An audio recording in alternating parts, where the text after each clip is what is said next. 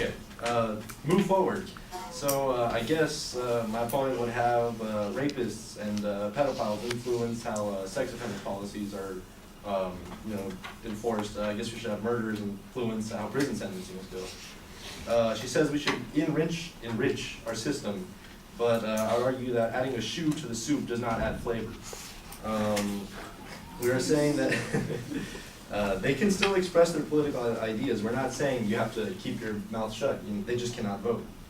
And the ability to not vote does not mean you're not a citizen. In fact, anybody under the age of 18 does not vote, and they are still a citizen.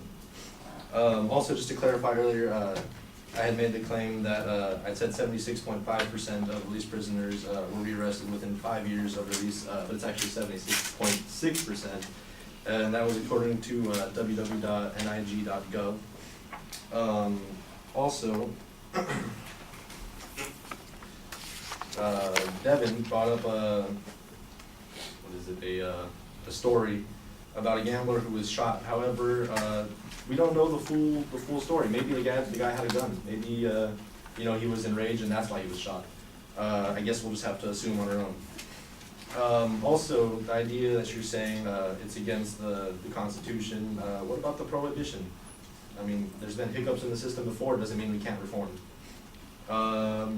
Also, Devin brought up the idea that there's so many rules and that, oh, sorry, if you don't understand all the laws, and you're convicted because you were just too ignorant to understand.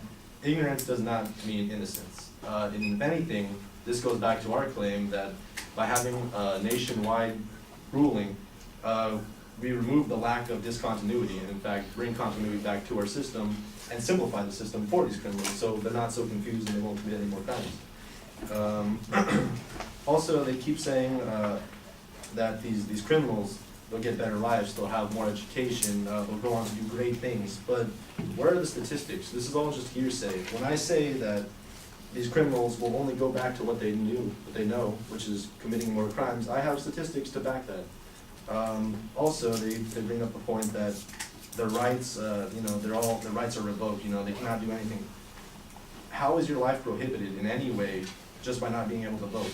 I mean, I'm sure people here didn't go to vote. It's not like their lives were, changed or prohibited. It's not like they can't go on with their lives.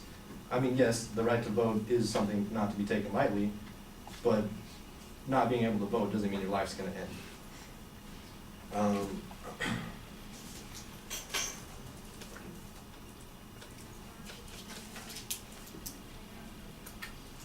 And that's all I have to say. Thank you.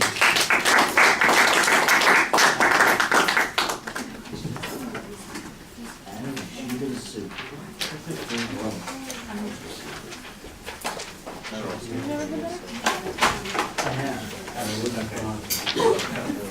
have.